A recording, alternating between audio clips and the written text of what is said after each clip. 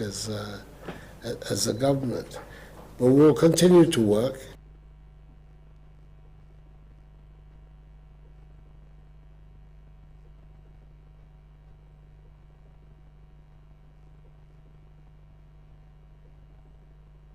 Well, that was the President of the Republic, President Nana Addo Dankwa Akufo-Addo over there. The President has said that he would continue, to persevere. He will continue.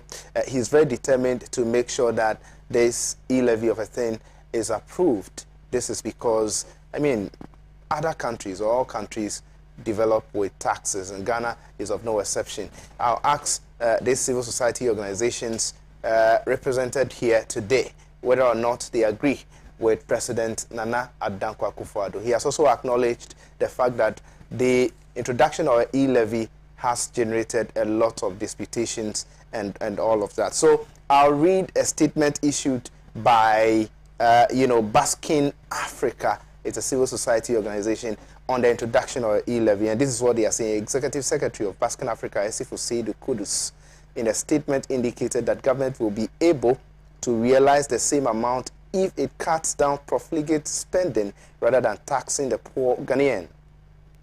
Quote, as much as possible, we will support the government in its quest to raise revenue, but we would stand against the misappropriations and profligate expenditures of that will not yield any positive economic returns to the ordinary taxpayer but the privileged few in government. Considering the expenditure outlines as proposed in the 2022 budget, we are of the view that the government could still make the expected 6.9 billion Ghana cedis from e-levy by cutting down on some proposed expenditure lines, he disclosed. He also added, after monitoring these engagement on different platforms and the responses from Ghanaians, it is critical it is crystal clear that majority of Ghanaians are not convinced with all the reasons the government places on the table. The statement reads in full. It's a very lengthy one, but I would not be able to read everything. And so I have the Executive Secretary for Basking Africa, Esifu Seidu Kudus, right here in the studio. Seidu, how are you doing? I'm doing well. Thank you so much for very well. Thank you so much for joining us on this platform tonight. Thank you. What are your issues? What issues do you have with the introduction of the e-levy? You're asking government to cut down expenditure. What specifically are you asking government to cut down? All right.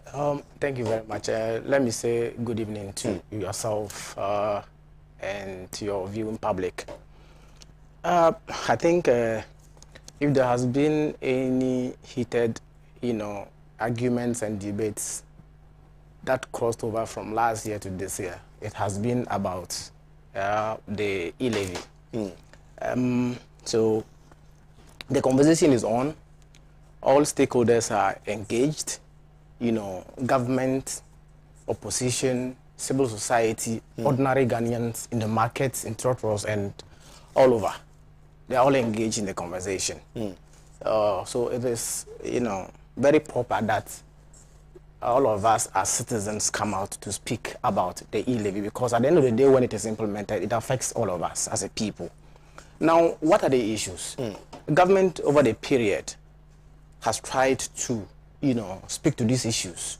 And if you listen to the government actors, from ministers to communicators, right, they are trying all their best to, explain why Ghanaians must support the e-levy. And for us as a civil society organization, most of the time we sit on the table and observe the actors. Okay. What they engage, especially the politicians. When they engage, then we are able to also balance that as against what Ghanaians are feeling and what they are thinking and what they are saying. Very well. Then we come to a middle ground to make our case. So based on what government has done over the period and the responses that are coming from the ordinary Ghanaian who have been taxed over time, we have come to a conclusion that the ordinary Ghanaian is not convinced with what government is saying, because there have been so many double tanks from How government. did you form that conclusion? How many Ghanaians have you engaged as a civil society organization to have formed that conclusion? All right. So this time around, the world is going digital. Okay. So most of the time, you don't need, physical engagement with people to be able to get their responses. Your network carried a lot of those issues. Right. But Elevy, you do interviews, people come online, then you read messages. All of that are fused into a basket of opinions where we come out, we sift and then come out what exactly is on the ground. So that's what we've been doing over time. We monitor, we monitor the space, we monitor media houses, we monitor individual engagement, we monitor social media. And nowadays social media has become one of the big tools that, one of the big platforms that people engage a lot. Right. So all of this come to a point where we think that Ghanaians are not convinced and they are strongly against the e-levy. Just as we as a civil society organization. In your statement, you have admitted that government needs to generate revenue, Sure. true or false? Oh, yes. And you support government in Oh, yes. generating revenue Oh, yes. to support some of those projects they've mentioned. Oh, yes. Now, the only issue for you is that it shouldn't be through the introduction of e-levy. Oh, My yes. question is, how is the introduction of e-levy different from cutting down on expenditure to generate the said revenue? All right. So these are two actors, government and the people. All right. They both have, what they have in their sleeves. Right. Government spends. It takes taxes from the people and spends to provide services for the people.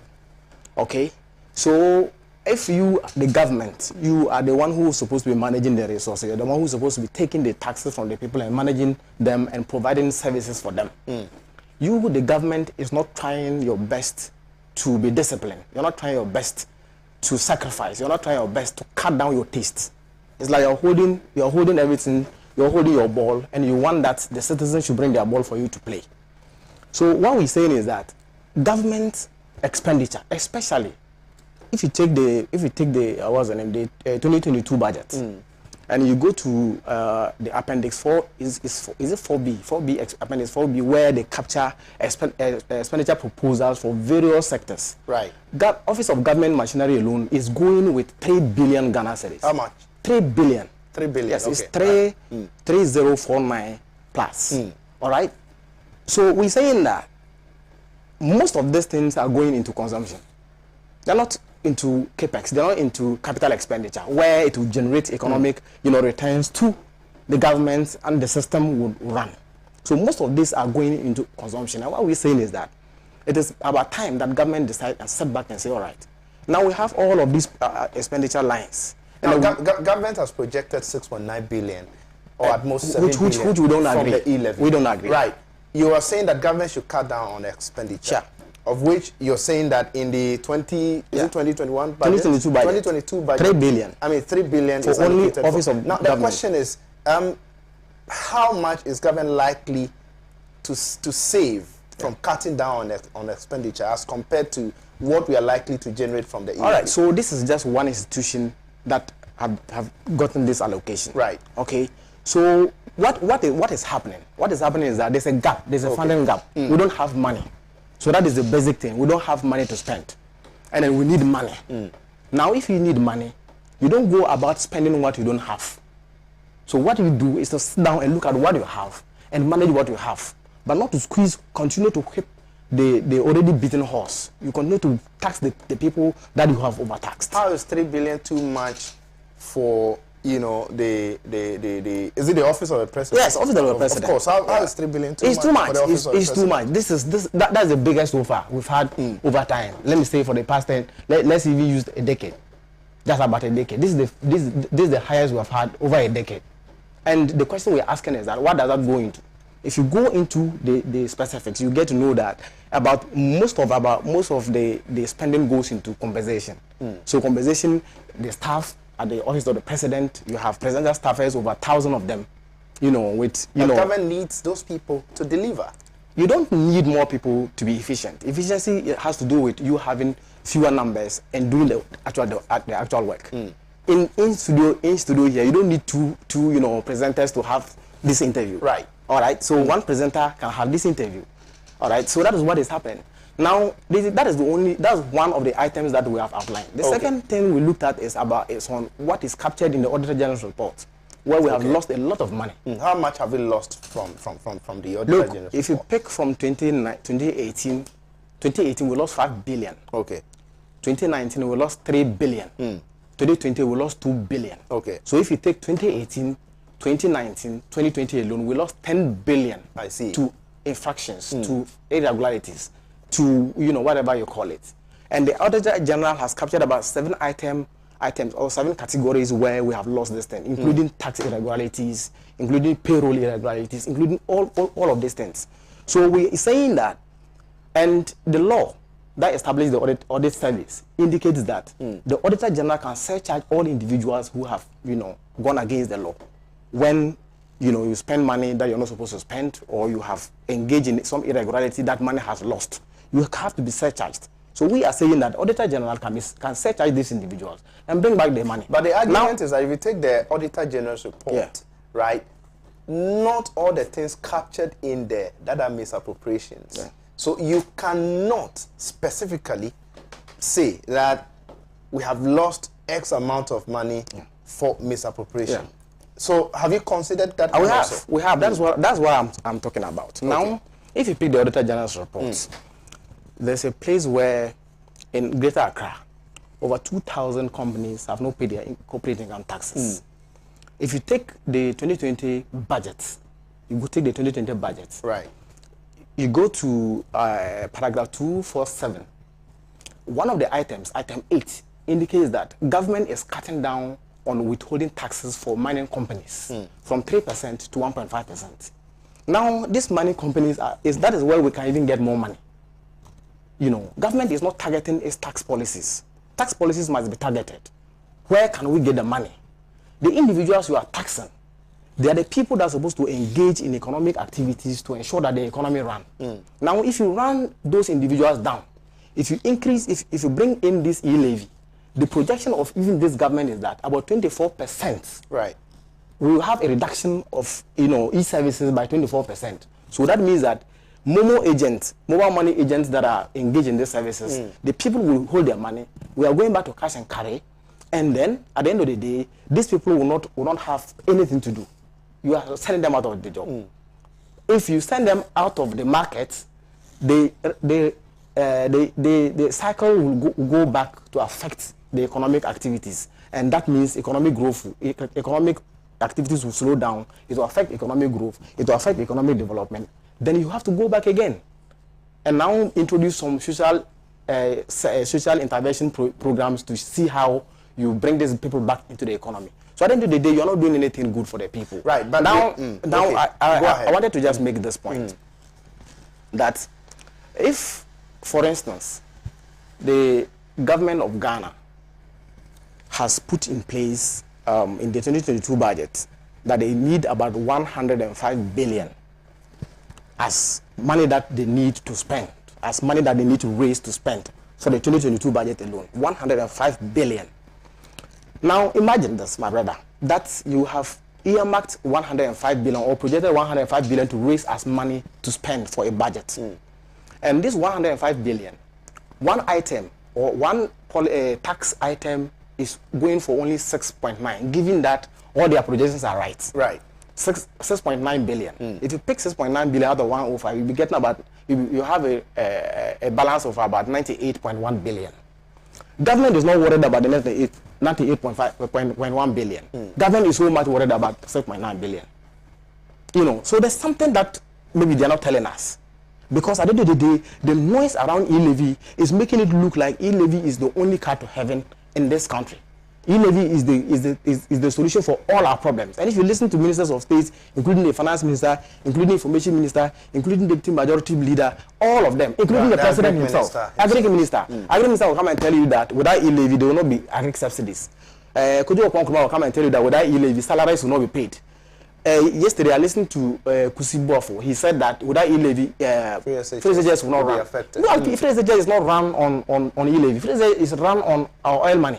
If you pick the same budget, you go to, you know, you go to where the ABFA is being spent. Money from oil is being spent. You see that we spend money on education. Education and health is one of the priority areas. That is where free SHS is being funded. Right. Then you come to the president. The president will tell you When I listened to the president yesterday, he made a case that during the COVID in 2020, we spent more money, we've created a gap, and we need to fill in the gap. But the question we ask is that, what about the 1% COVID tax you introduced in 2020? What about the sanitation and pollution tax you introduced in 2020? What about the many taxes you introduced in 2020? What happened to that? If we need to fill in the gap that we created during the COVID time with the expenditure that we had, that was why you introduced a 1% COVID tax. Now, if you go, I saw a receipt of somebody who bought a meat pie just yesterday on social media. Yes. It was laughable. I saw it. And then you see that the taxes alone were about 8, including COVID tax of 1%. All of these, you're not satisfied. With all our oil money, you're not satisfied. With all our gold money, you're not satisfied. And you feel that going to tax the poor at this time, when we are not even out of the pandemic, is what will give you, the space to be able to do whatever that you think you can do. Now, this is a case. The IMF, in their regional economic outlook editorial of October 2021, indicated that about 30 million people in sub-Saharan Africa have been disoriented and rendered into abject poverty out of COVID. This figure has been corroborated by African Development Bank. Now, these people, according to their report, same year, 2021, according to that report, these people have not, it will take them about 2 to 3 years before they are able to get back on their feet. We are just less than a year after COVID. And government feels that the individual Ghanaian businesses in this country are ready enough to be overtaxed to be able to fill in the gap that they have created. And the question we are asking is that all the money that came with COVID, all the release that came from IMF, the World Bank, even the contributions that organizations in this country have put before government, what happened to that money? What happened to that money? To the extent that this deficit has been created, about 15.2% deficit has been created, and government is running here and there, searching for money to fill in the gap. Now, Kudus, let's look at this. We're always talking of widening the tax net. All right. Government sees an opportunity in the introduction of an Elevy as one that engages everybody, drags everyone along in order to make sure that everyone is captured onto the tax net and all of that. Yeah. This is a brilliant idea in order to get Ghanaians to pay some taxes in developing the country. If you look at reasons ascribed by the finance minister when he went for a town hall meeting in Kufuridia and of course in the western region, he talked about the fact that we need to shore up the revenues of this country. And for that reason, we need the e-levy to be able to shore up the revenue of the country. This is a brilliant one. Don't you think so? Let me disagree with the finance minister when he made a case in the budget that the number of, or the percentage of Ghanaians who pay taxes is 8.2%. I disagree with you. It's not true. It's not true. Unless, of course, they are doing some calculations. What do you have contrary to what the finance minister captured in the budget? Almost every Ghanaian pay taxes. Maybe he's defining the taxes in a different context. Almost every Ghanaian pay tax. Once you buy a Omo, you buy soap, you pay tax. You pay tax. That is indirect. It's been transferred on you. So the woman who sells, groceries just by the roadside, you go there and you want to buy something. You want to buy soap. You want to buy geisha. And she tells you, oh, this time around the geisha that you used to buy 5 cedis is now 6 cedis. What accounts to that? Probably the finance minister was actually talking about persons who pay direct taxes. No, but is it only direct taxes that government needs to function? In fact, government gets even more from indirect taxes than direct taxes because VAT is indirect tax. It's consumption tax, all right? So government gets more from indirect taxes than even direct taxes. So what is the point? That it is only 8.2% of Ghanaians who are carrying the load of over 30 million people, making it to look like only 8.2% of Ghanaians are those who pay taxes, and for that matter, they have to widen the tax net. Look, every individual is rational. That's the point we're making. Every individual is a rational consumer. The Ghanaian has a way of evading a tax by evasion or maybe not even attracting it. What it means is that if you bring in e-levy, I won't go and transfer mobile money. All right?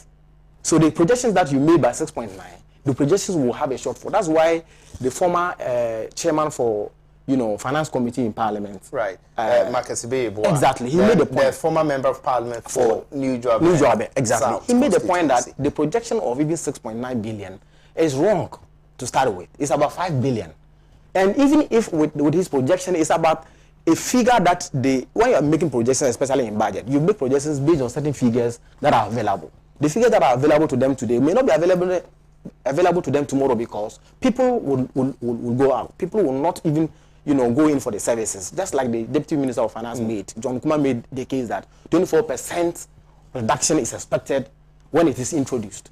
Then the Communication Minister comes to say that, because the demand is an inelastic demand. For that matter, even if they go out, experience from other African countries means that they surely will come back and join the system.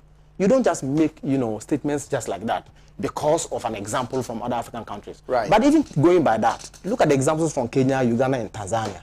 When they introduced the same tax, what happened to their economy? What happened to the service sector? Now, my brother, there's this paradox that is, that is being played around. A paradox in the management of the Ghanaian economy. At one point, you have the vice president going about, with a digitalization agenda, right, which is very good because the world is going digital. In fact, the world has gone digital. Ghana is just joining. You understand? So the vice president is going about with that. Even today, Tony Blair, former Prime Minister of UK, visited him, and top of the agenda was on digitalization. All right? Right. At one point of the spectrum, the vice president is going about with this. At the other point of the spectrum, the finance minister is in to render that whole agenda useless. Because once you bring in this... I was about to ask you, how would, introduction of Elevy, destroy the digitization or digitalization agenda introduced by the digitization agenda championed by the vice president? All right, the digitization agenda is all about e-commerce. It's all about e-services. You engage in businesses with it. So that as I've come here, I have used Uber to this place. Instead of carrying money in my pocket and carrying a big wallet and be a target, I will just pay through my mobile money wallet. Or if they have anything like any machine at all that can use my ATM to do the payment. That is all about digitization, so that the services are rendered online. Now, if agenda like this is being propounded and is being carried on by the vice president, right, all right, which has been the case over time, because over the other governments, the whole thing has been, I remember in the ex-Wild administration, I remember there was an agenda of laying fiber optic cables across the country, and that is an infrastructure, a communication infrastructure that will support a digitalization agenda. All right, so this agenda has been on, but you are coming in with a levy that is, it's scary.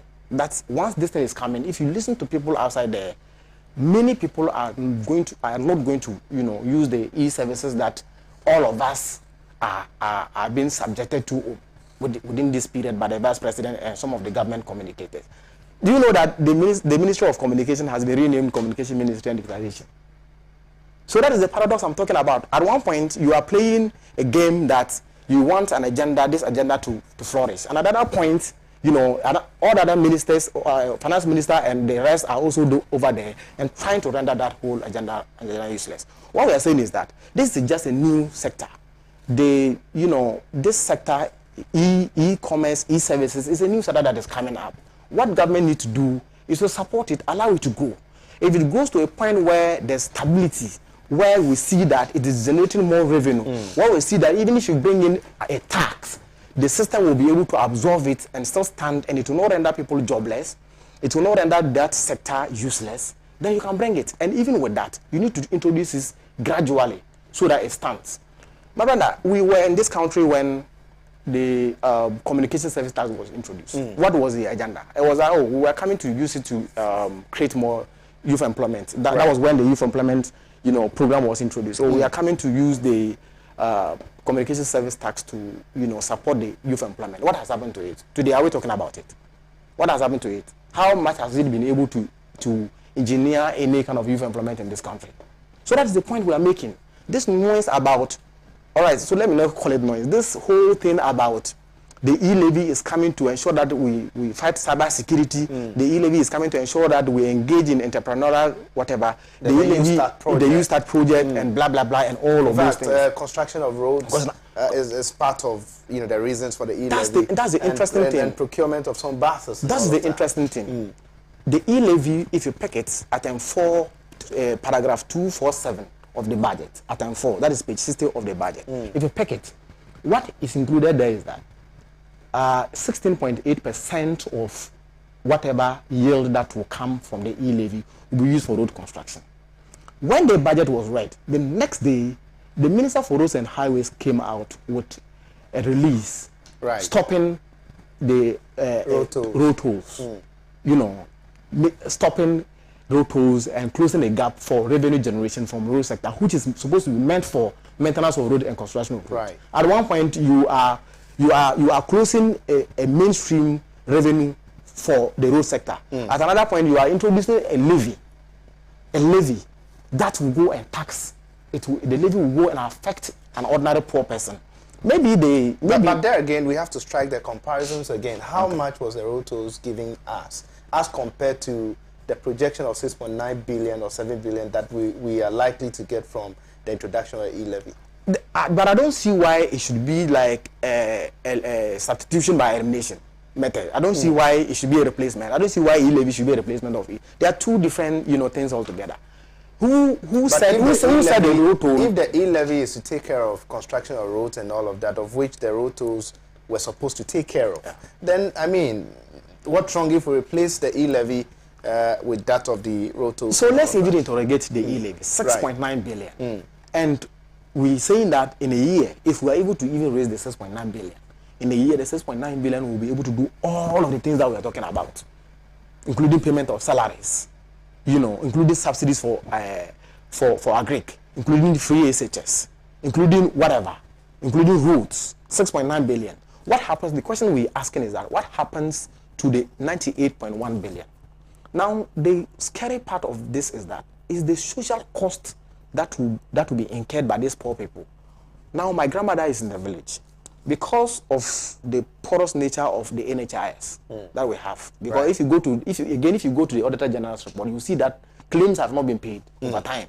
And some service providers have provided drugs and they have not been paid. Very well. It has become so difficult for people. So in the village, if you go to my place in Damago, for instance, or Larabanga, for instance, somebody goes to a clinic, a Larabanga clinic, and the person, is diagnosed of malaria. The person goes to the dispensary and they tell him that even paracetamol is not there. So the person is supposed to go and buy. So my grandmother in Larabanga goes to and tested for malaria, goes to the dispensary, there's no drug. And she calls me. What is the cost? The cost is 120 Ghana cedis. Then I send the money to her. She sends this money to buy drugs.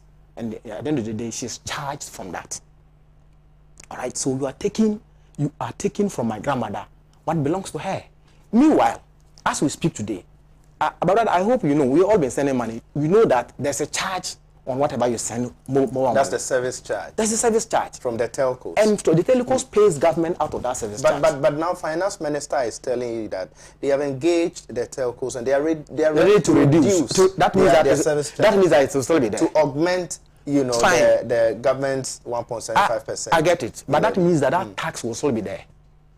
That means that tax portions of it will still be there. What does it amount to? Double taxation on the same service. I go to pay. I am sending 100 cedis to my mother in the village, and I have to go with 2 Ghana cedis because I am going to pay the agent 10 cedis. Is the service charged by the telcos not different from the transactions that you are being charged by government? So that is the point I'm just trying to make. I'm just trying to set a scenario. So, as we speak today, if I want to send 100 cedis to my mother in Larabanga, all right, and I go to do the transaction, I have to go with 2 Ghana cedis. Right. Because at the point of sending the money, I'll be paying 1 cedi. At the point that she's supposed to receive the money, she's going to be paying 1 cedi. The 1 cedi that they will deduct from that place is the service charge, all right? So that means my mother will get her 100 Ghana cedis flats, by which time I would have lost 2 cedis in addition. So I'm adding 2 cedis to that. Right. 1 cedi that has been charged on my mother's withdrawal goes to the telecos. The telecos retain about 70%, 30% goes to the agents as their commission, all right? Out of the 70%, out of the 70%, so 70 pesos, government charges, government puts a tax on that. That 70 pesos is my money. It's not the telco's money. I pay that money. Yeah. So it's not like it is from somewhere that was generated and government is taxing that. That 1 CD, I pay that money. Okay, so you're government taxing the telcos. You're yes. taxing the telcos. You are now coming to tax the exactly. consumer or the consumer. Even also. the telcos that you are taxing, that tax has been given to me. Right. It's an indirect. That tax has been given to me indirectly, and I'm paying that because when I pay the 1 CD, I indirectly pay that tax to government. Then government is saying that after paying that one, I am coming to even pick something from your 100 Ghana cedis. Now directly you pay something. You pay something. So in one spectrum, in one transaction, I've been taxed twice. One direct, one indirect. And nobody's talking about that. This is what we are talking about. Now in 2019, just like I'm saying, I don't know why there's that imbalances in the system. In 2019, the vice president made a case on Peace FM that more money will not be. Well, I think wait a minute. I think we have that bite over there. So I kindly go through the bites in the folder. You have one with just pictures of Dr. Mahmoud Bawumia. It wasn't a video; it was a slide. Kindly pick that one when it's ready. Kindly let me know. Let me play that bite where the vice president. I think it was just 2019. Yes, where the vice president said mobile money transactions are not going to be charged, and that he thinks, there are a lot of people on mobile money are poor. And so get that bite for me. I'll play it right away. But you can go ahead. All right. So he is... Right. I think I've been prompted that we have it. Let's listen to Vice President Dr. Mahmoud Bawumia saying that mobile money transactions are not going to be taxed because he personally thinks that most people on mobile money are poor. Let's listen to that bite. We'll be right back. Why would you want to tax that? But we want to increase economic activity and the use of that mobile money. So the point is that you are not taxing mobile money, and it is, for me, my view and that we should not tax mobile money, because mobile money transactions, a lot of the people who are using these transactions are very poor people. Someone will get sent 5 CDs on mobile money. Why would you want to tax that? But we want to increase economic activity and the use of that mobile money. So the point is that you are not taxing mobile money, and it is, for me, my view and that we should not tax mobile money, because mobile money transactions, a lot of the people who are using these transactions are very poor people. Someone will get sent 5 CDs on mobile money. Why would you want to tax that? But we want to increase economic activity and the use of that mobile money. So the point is that you are not taxing mobile money, and that was the Vice President, Dr. Mahmoud Bawumia, right there. When he was interviewed on a sister station, he said it categorically. That was so clear that he doesn't think that they will tax mobile money, and that a lot of people who are using mobile money are poor. Those words are his, not mine.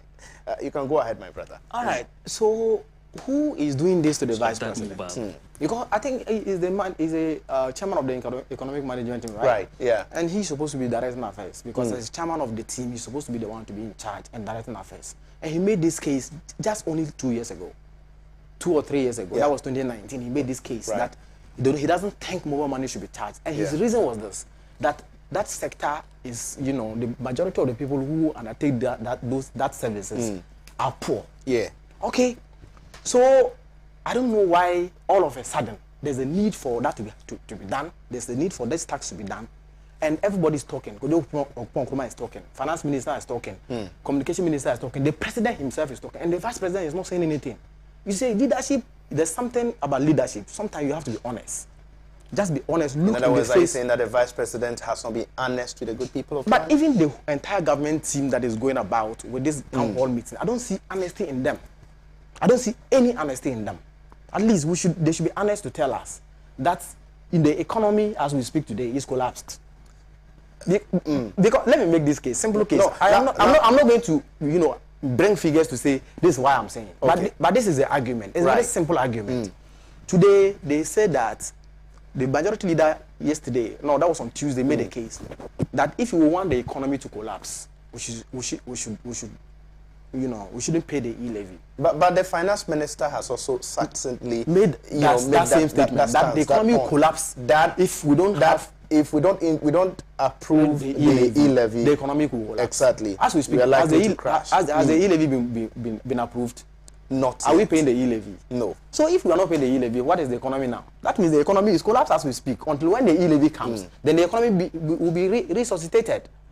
And the question we are asking, over this 5-year period, look at the quantum of money that have been borrowed.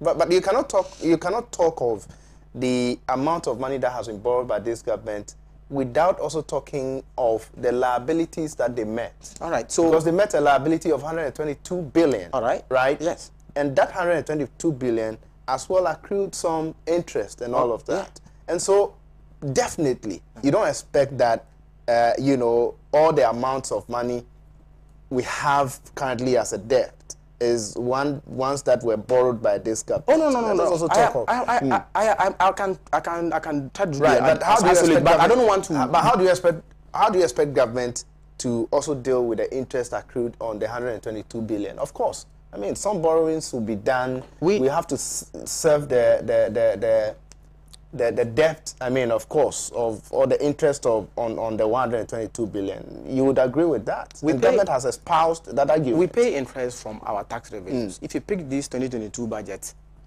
we have allocated 37 billion for interest payment for 2022. That is our tax revenue. It's not from our borrowings. Okay. All right.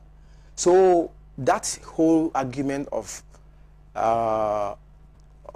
we borrowing to pay off debt that was, that was accrued by previous government is just not. It's a non-starter. The point is this: government borrow and government tax. If government borrows, you can classify it as either debt or an investment, depending on what it is used for. Right. Let's take currently Atuabo gas plant, for instance. Amount of money that was borrowed from China to put the Atuabo gas plant is about 800 million Ghana cedis, almost $1 billion. All right. Today, Atuabo gas plant is processing gas for IPPs and for domestic use. Right. The Atuabo gas plant is paying for itself. Okay. I see. For instance, if you take the terminal 3, monies that were used to build the terminal 3 will generate its own funds to pay that off. So when you look at some of these investments, those money that were taken as loan to do this investment, in economics you can't classify them as debts. Right. They are investments because at the end of the day they pay for themselves. Today about 7 billion was taken to do serious investment in the oil sector, which brought about 2 additional oil fields, Sankofa Ginyami and the 10 fields. Right. Today they are adding more oil to us. Okay?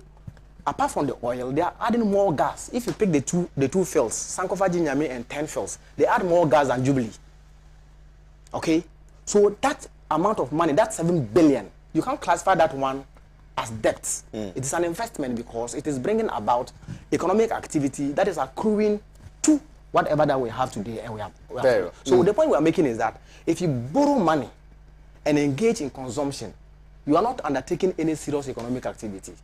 Okay? So if, for instance, this organization, or your TV station, goes to borrow money, employ about 10 people, 8 of them come to sit here and only watch TV, be on social media, they do nothing. And then just because you just want to engage them and say, okay, they're also earning something at the end of the month, then you give them 1,000 cities and they go. They are not being productive. They're not doing anything for this place. Right. At the end of the day, that money that you went to borrow to engage in that money is waste. So that's the point we are making. If you borrow money, make sure that money goes into an investment. It goes to an economic activity that will, generate another economic activity and bring about, returns to the economy. That's the point we are making. Okay. Apart from that, that's what we're saying. Look at the tax revenues that have accrued to the government. All of these all of this, about 190 billion over these 5 years. You've borrowed about 244 billion for these 4 years. All of this money couldn't solve our problems. All of our gold money could not solve our problems. And all of a sudden, Jack, we have found a new Jesus Christ that is coming to solve our problem, and that is Elevy. Now, we cannot discuss the issue of Elevy without also looking at the ravages caused by the COVID-19. Oh yes, of course. I agree. And the truth is that we have not even recovered from the ravages of COVID-19 yet. Exactly. Government certainly would need money to make up for those monies we've spent during the COVID era. No problem. And so, I mean, is it not fair that government is looking for other possible means of raiding the said revenue for the state? Oh yes, I agree. That's why in our statement we made a case that we support government in whatever ways that they want to raise revenue for. I don't want to veer into certain circles, but you know, when the need arises, I would have to veer into certain circles. Well, you can go ahead. So here we are, crying that we have a very deep ditch in our coffers that we need to fill. It's a ditch, it's a hole that we need to fill. And by filling that one, you and I, as poor as we are supposed to be the one contributing to fill that one. The people who are managing are saying that they will not do that. In some other jurisdictions, what we have today, the president would have maybe tried to cut down on expenditure by cutting down the number of ministries and the ministers and the administrators that we have in his government.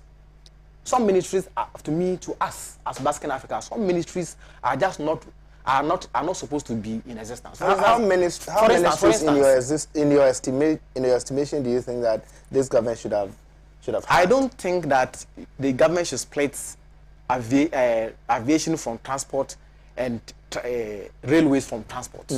I don't see why. Okay.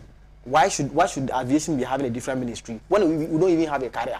Ghana doesn't even have its own, carrier. Then we have an aviation ministry. What are they doing? Also just watching over the airports. What's wrong if the separation is yielding results? What results is it yielding? That's the question we're asking. Because at the end of the day, when you undertake any exercise, we should be expecting an economic returns to us. What is it yielding?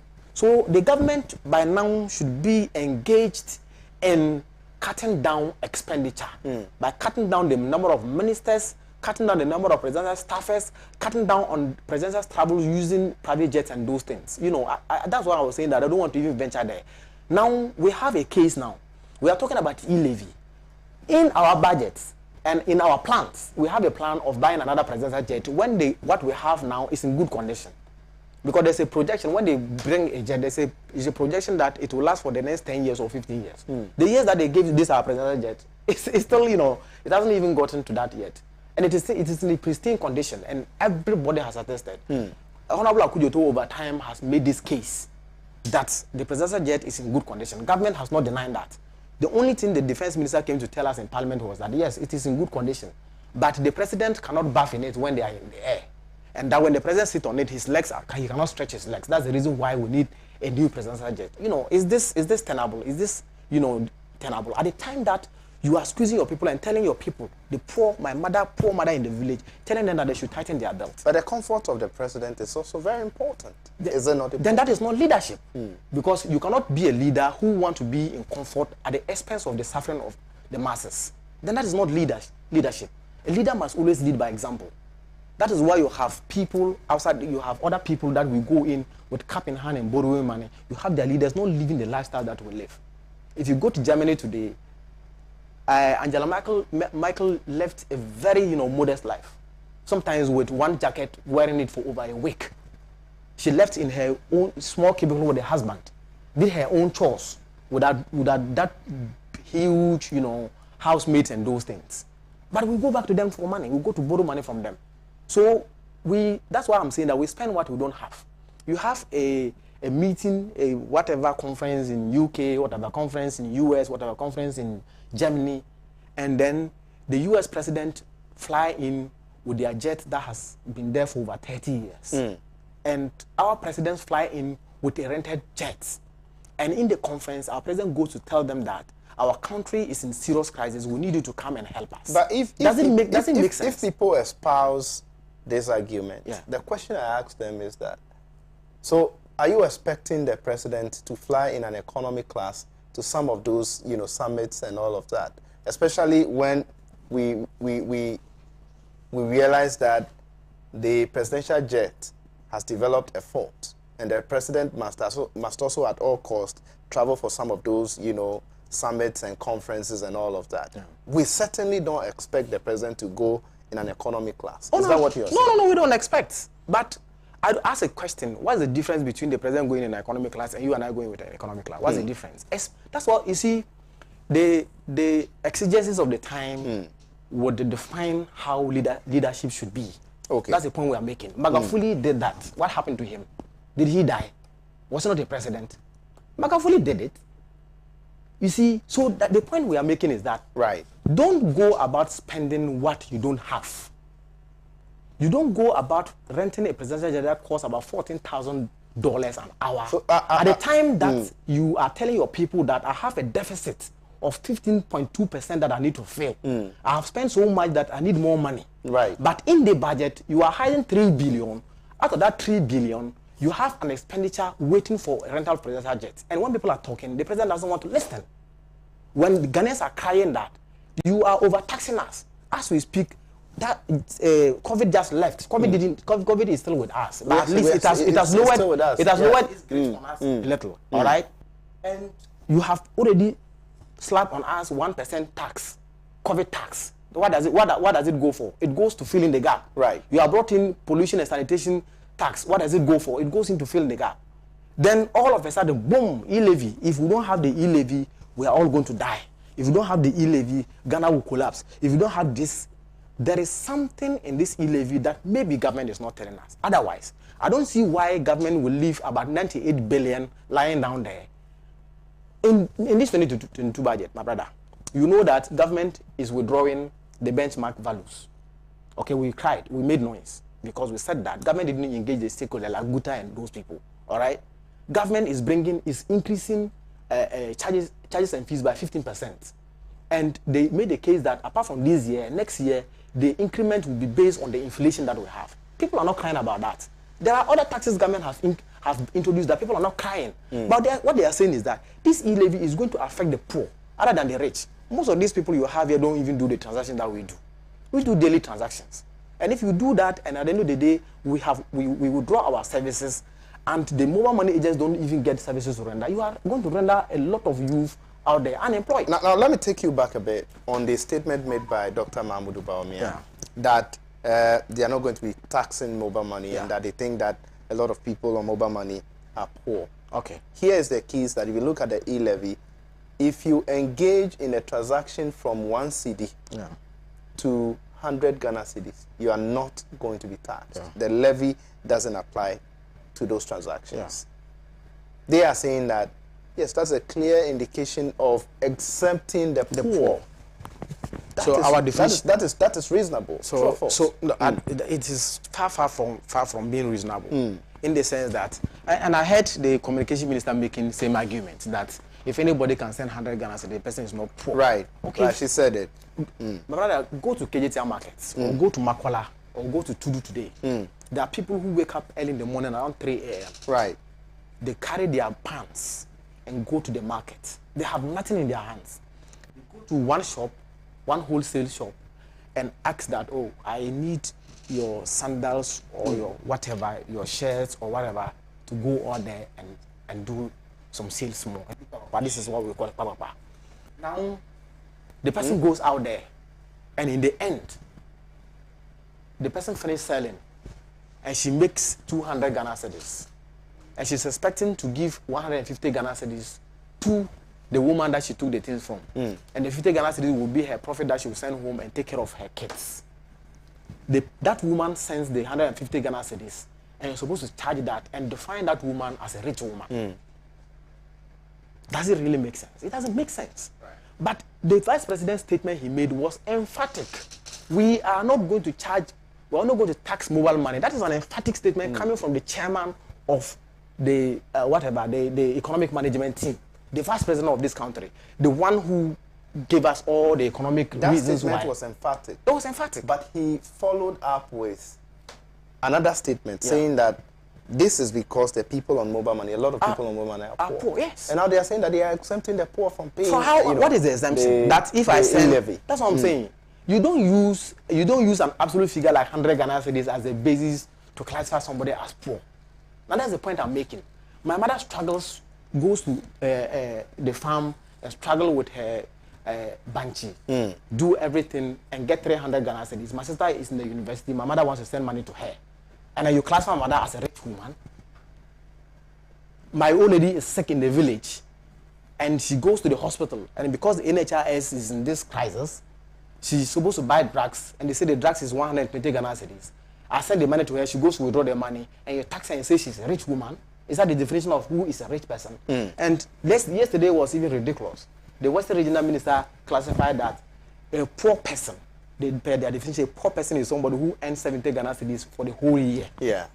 You know, some of this, that's what I'm saying, that there's something with this e-levy that somebody is not telling us. Otherwise, all of these people speaking, you can see that they are not coherent.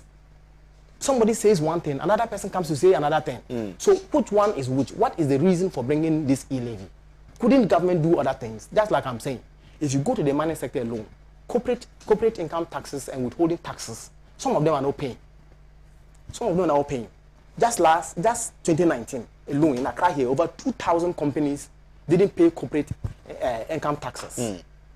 Do you know what that one has resulted to? About $19 million. That has amounted to. You're not chasing those companies to take that money. A company has been given tax exemption. A company that can pay.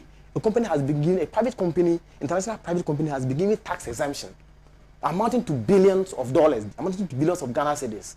Then you take that tax holidays and come to this country. Some of them don't even follow our local content laws. They don't even employ the people that we think they should employ. At the end of the day, you turn around, leave those companies, give them tax holidays, give them tax exemptions, they finish whatever they are doing, and repatriate their profits. Then in the end, you turn around and you want to tax me. You know, it doesn't, that's what I'm saying, it doesn't just make sense. Right. And it even the time, that's what I'm saying, the exigencies of the time will tell you how you should do your things. As we speak, the vagaries of COVID has not left us. And that is the point I made with IMF and African Development Bank projection of over 30 million people from sub-Saharan Africa have been disoriented, have been rendered, you know, poor. And the inequality gap has widened. These people are still in it. These people are still suffering. Some of the businesses are still suffering. They are not out of it.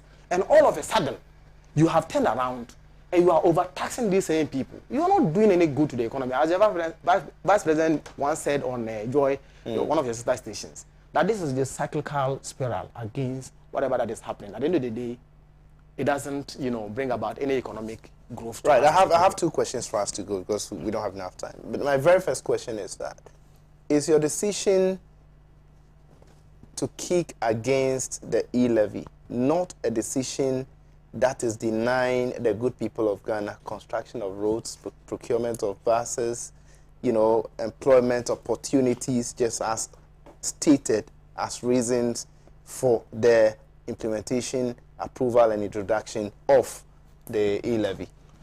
All right. So if government is telling us that the 98.1 billion that will be raised from other sources of other streams, revenue streams through taxation, if that one is not so important, if those ones, the 98 billion cannot do the things that you just mentioned, and it has to take only 6.9 billion to come and do those things, that is their own argument. But the point we're making is that you are taking the money from us, and you want to use the money to take care of us. And we are telling you that this money you are coming to take from us is going to hurt me. Right. It is going to hurt me. The money you are taking from me, you have not rendered any service for me to take the money. Right. You see, a tax is taken at a point where you have rendered a service. The telecos are taken from us because they have given us a platform to use as our wallet, so that I don't carry money in my pocket again. What has government done for us in that area? So whatever government is taking from us, they have not rendered any service to us. Right. And this is the point. Nobody says government should not tax. But look in the eyes of the ordinary people and see and have sympathy for them and say that at least these taxes I am going to bring, it is going to hurt the ordinary people. Why don't I look at other areas? So why is the government running away from IMF? I didn't even mention that. Why are they running away from IMF? Right. They say that when they go to IMF will give them conditions. And one of the conditions that we know IMF will give you is that, one, cut down on your other expenditures that do not make economic sense. One of it is the allocation of this 3 billion we just talked about in the office of the president. Part of it will be used to rent presidential jet. The IMF will not sit down and watch you to do that. That's why Professor Bumpkin at University of Ghana said that a spoiled child doesn't need more money. So you think that a spoiled child needs discipline? So you think that government doesn't want to go to IMF because of their penchant for profligacy, for comfort for the president? And you see, if you don't pack yourself and say, I shouldn't do this, and discipline yourself, then you need a teacher, you need a cane. That's what it is. So IMF come with a cane. IMF is not a bad institution as we see it. IMF will come with a cane and tell you that you don't have money. You don't have money, you are crying, you have a deficit, this huge hole. You cannot allocate this amount of money and say you're going to use it to do A, B, C, D. That will not bring about any returns to the ordinary people. So IMF will tell you that first and foremost, take down these ministries. A, B, C, D ministries are not relevant. Take down those ministries. Right. Cut down on expenditure. Ensure that the companies that do not pay corporate taxes, ensure that the 5 billion that was lost to us in 2018, that money is collected. Surcharge them and collect the money. Ensure that the 2 billion that was lost to us in 2020, that money is taken. Ensure that the 3 billion that was lost to us in 2019, that money is taken. These are the conditions IMF will give. And this is what the government doesn't want. Because at the end of the day, when they say, don't use this money for consumption, some of them will be affected because that is where they feed from. The leakages is from where they feed from. Our time is almost up, but let me ask you this final question before we go. All right. You've listened to President Akufo-Addo Sure. and the statement he made. Sure. What is the civil society organization's, view or position on the president's determination to see to it that this e-levy is approved? He said it in the video we just listened to. So that will tell you that the president is not in touch with us. He's not in touch with us. He doesn't feel what we feel. He doesn't know what happened in the system, and he's just bent on going ahead to do what he thinks he should do. In the first place, why is it that his ministers are now going about engaging at town hall meetings? What do they want? Because they think that Ghanaians need education on the e-levy of a thing. So what the policy cycle... They are engaging stakeholders to make them understand the policy. My brother, policy cycle... In its entirety. Policy has a cycle. Right. And a cycle we have to follow. The first is identification of a problem. When you identify the problem, what do? You go to consult the people and take their views. Then you formulate the policy, bring it back to them, implement it, evaluate, go back. That is a cycle. You don't bring a policy, want to force the policy on the people. When it is rejected, then you now go back and say, oh, I have forgotten of one of the items, so I have to come back and do consultation. Right. That means you don't respect the people. You don't think that the people matter in whatever that you do. But your question, back to your question, if the president is bent on doing this, maybe, just maybe, the Ghanaian youth must speak for once and say that enough is enough. If all of the borrowing that you have done, if all of the tax revenues that you have taken, if all of the other tax streams that bring money to us, if all of those ones are not going to satisfy us, then I don't think e-levy is going to satisfy us. You are a hunter, you went to the bush, you have killed an elephant, you have killed an antelope, you have killed a rabbit. You were just coming and you have seen a rat, a small rat, and you think that if I don't get this rat, then my soup is not going to be delicious. Then you're not a serious hunter. Then you're not a serious hunter. So the government must come out. The government must come out and tell us that this is the reason why we want the e-levy. And what we see and what we are projecting, we are all here. I just believe that one day I'll be back here. Definitely. If this e-levy goes through, which we don't think it should go through, if this e-levy goes through, then next minute what government will be doing is to collateralize it and go in for a loan, just like they did to Get Fund, just like they did to ESLA, just like they did to we have to go. Fund. So that is what we think. Maybe that is the reason why they are doing what they are doing. So that they use that one, collateralize it, and go for a huge amount of loan again, create another debt. But the reason why they are running around, my brother, is that we are in the debt distress position now. We don't have any fiscal space again to go and borrow. If you go to the market to borrow again, we are not going to get any money because they see that we don't have the capacity to generate money to pay back. So that is why they are running around looking for just loose ends to tighten. Look for us, we the poor. We are those that they can charge, they can take money from. So they come to us and they take money from us. So government should be serious and look at other alternative means of raising money other than this e-levy. The e-levy is a regressive tax and it is not going to help the economy to grow. Thank you so much, Isifu Seidu Kudus, for coming. I'm so grateful for your time. Thank you very much. That's a wonderful and fantastic submission. You will certainly come back on this platform once again. But there's a flyer, an artwork circulating on social media. Demonstration. Are you associating yourselves to those group of persons who are engaging in that? Anything at all that is legitimate. Right. I mean, I use the word legitimate for a very good reason. Very well. Anything at all that is legitimate, Okay. anything at all that is lawful, that will ensure that government listen to us, right, and stop this Elevy. We are all, our organization is all out for it. Okay. All right. Thank you so much, Kudus, for coming. I'm so grateful. Kudus is the Executive Secretary for Basking Africa. Next time, we will try as much as possible to know what Basking Africa is about. But they are a civil society organization, and they are championing, a good cause for this country. Thank you so much, my director, Sewa. Thank you so much, DJ Money, who is my cameraman for tonight, TT, my sound man, and my producers. I'm so grateful, Latifa, Otso, and everybody.